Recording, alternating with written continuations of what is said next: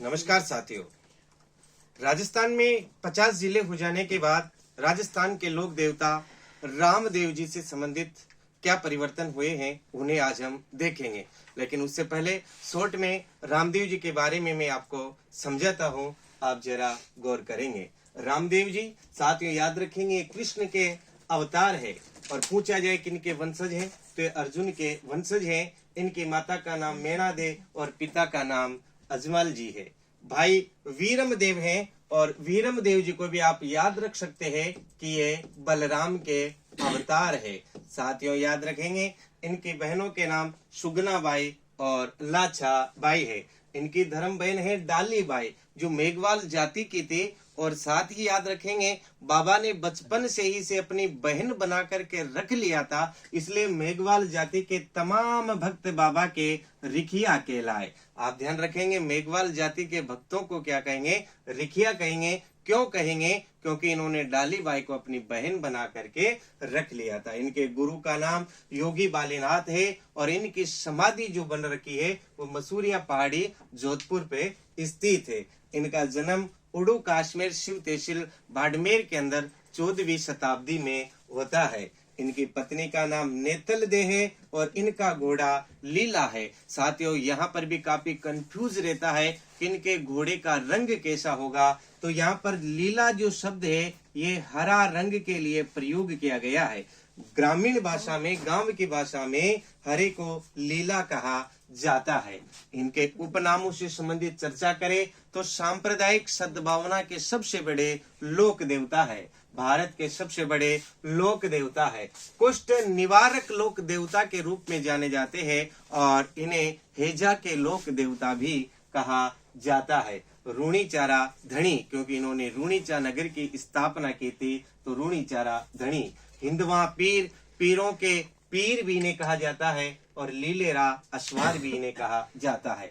साथियों एकमात्र लोक देवता है जो लोक कवि भी थे और इनकी प्रसिद्ध रचना का नाम है 24 बाणियां और 24 बाणियों में ही इन्होंने लिखा है कि हड़बू जी हरदम हाजिर गांव बेंगटी माई दूजी देह मारी ही जानो मोशी जायो भाई। मतलब हड़बू जी कौन थे साथियों? तो याद रखेंगे हड़बू जी बाबा रामदेव जी के मोशेरे भाई थे और ये बात खुद बाबा रामदेव जी अपने ग्रंथ 24 वाणियों में बता रहे हैं। इन्होंने शुद्धि आंदोलन चलाया। पश्चिमी राजस्थान में इस्लामीकरण को रोकने का सबसे बड़ा श्रेय दिया जाता है बाबा रामदेव जी को और जबरदस्ती मुस्लिम बना दिए गए व्यक्तियों को पुनः हिंदू धर्म में लेकर के आए और उन्हें शुद्ध करने के लिए आंदोलन चलाया, शुद्धि आंदोलन, इसलिए नाम रख दिया शुद्धि आंदोलन। जब उन लोगों का विरोध करने लगे तो उनके लिए एक अलग से पंथ की स्थापना कर दी जिसका नाम रखा कामड़िया पंथ।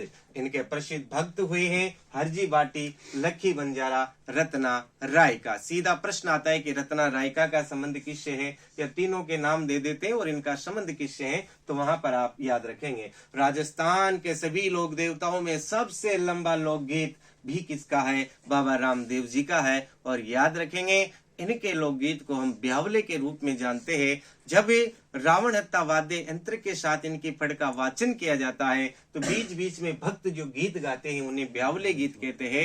लेकिन ब्यावले गीत गाते समय किसी भी वाद्य यंत्र का प्रयोग नहीं किया जाता है। और आप याद रखेंगे रामदेव जी की फड़ किसने लिखी थी? तो ज्योतिमल जोशी के द्वारा उसे बनाया गया था और फड़ रावण हत्या वाद्य यंत्र के साथ साथियों बांची जाती है। रावण हत्या तत्व वाद्य यंत्र है और आधे कटे नारियल का इसे बनाया जाता है। साथियों अब आप आगे याद रखेंगे कि बाबा रामदेव जी के जो थान होते हैं वे कदम्ब वृक्ष के नीचे होते हैं। अभी आपको लग रहा होगा साथियों कि कदम्ब वृक्ष के नीचे हम पहली बार पढ़ रहे हैं, लेकिन आप मेरी पूर्व की क्लासों को अगर आप पढ़ेंगे तो निश्चित रूप से आप समझ जाएंगे कदम्ब वृक्ष के नीचे कैसे जो इनके थान होते हैं एवं इनके पद चिन्हों की पूजा क्यों करते हैं वो भी आप जान लेंगे।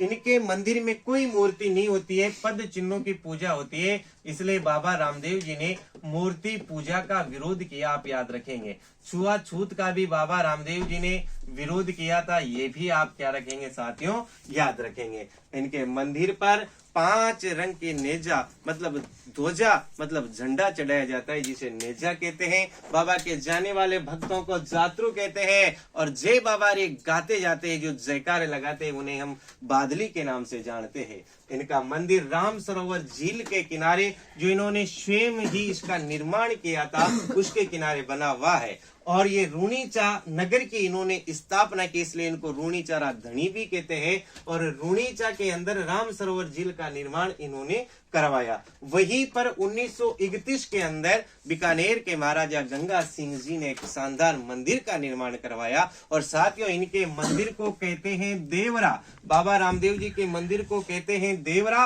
और भारत का सबसे बड़ा देवरा रूणीचा में होने के कारण रूणीचा का वर्तमान नाम ही क्या हो गया, राम देवरा हो गया। पर्चा बावड़ी, सेठ बाहेती को यहाँ पर पर्चा दिया। साथियों, पर्चा का मतलब होता है चमत्कार। उनको चमत्कार दिखाया तो राम सरोवर झील के किनारे उन्होंने एक बावड़ी का निर्माण करवाया, पर्चा बावड़ी। और एक तरफ बन रखी है साथियों क्या, भैरव बावड़ी। और यहीं पर इसी के किनारे पर इन्हीं के समीप इनकी धर्म बहन डालीबाई की समाधि भी है, जो डालीबाई ने भाद्रपद शुक्ला दशमी को जल समाधि ली थी, जबकि भाद्रपद शुक्ला एकादशी के दिन बाबा रामदेव जी ने समाधि ली थी। तो इनका मेला भाद्रपद शुक्ला द्वितीया से एकादशी तक लगता है, जो राजस्थान का सांप्रदायिक सद्भावना का सबसे बड़ा मेला है, मारवाड़ का कुंभ है। और इस मेले में मुख्य आकर्षण का केंद्र होता है 13 ताली नृत्य। और 13 ताली नृत्य राजस्थान का एकमात्र ऐसा नृत्य है जिसे बैठकर या लेटकर किया जाता है, और इसे विवाहित महिलाओं के द्वारा ही किया जाता है। कन्याओं को, कुंवारी कन्याओं को इसकी शिक्षा भी नहीं दी जाती है। और इसका जन्म पादरला गांव पाली में होता है इस नृत्य का, और प्रसिद्ध नृत्यांगना इसकी मांगी बाई हुई है। साथियों, आप याद रखेंगे, बाबा रामदेव जी से संबंधित अब परीक्षा में नवीनतम प्रश्न आने की जो संभावना है, सबसे बड़ा रामदेवरा आपके कहां पर हो गया, भारत का रूणीचा में। लेकिन आपसे पूछे कि राजस्थान का छोटा रामदेवरा किसे कहते हैं। देखो, भारत का छोटा रामदेवरा पूछे तो गुजरात, या डायरेक्ट पूछे छोटा रामदेवरा कहां है तो गुजरात। लेकिन आपसे पूछे कि राजस्थान का छोटा रामदेवरा आने की संभावना है, क्योंकि परिवर्तन हुआ है। पहले खूंडियास ये पहले अजमेर में पड़ता था, लेकिन वर्तमान में ये डीडवाना नागौर जिले में आ गया। भिरांटिया पहले पाली में था, अब ये ब्यावर में हो गया। आप याद रखेंगे, सुरता खेड़ा चित्तौड़गढ़, अदरशिला मंदिर जोधपुर, मसूरिया पहाड़ी मंदिर जोधपुर है। रामदेव जी की साल सराय भी हम जिसे कह सकते हैं, वो भी आपको जोधपुर मिलेगी। और भारत का छोटा रामदेवरा गुजरात, और यहाँ से भी आने की संभावना है हल्दीना मंदिर, तो याद रखेंगे अलवर। साथियों, आशा करता हूँ, उम्मीद करता हूँ आपको ये जानकारी बहुत अच्छी लगी होगी।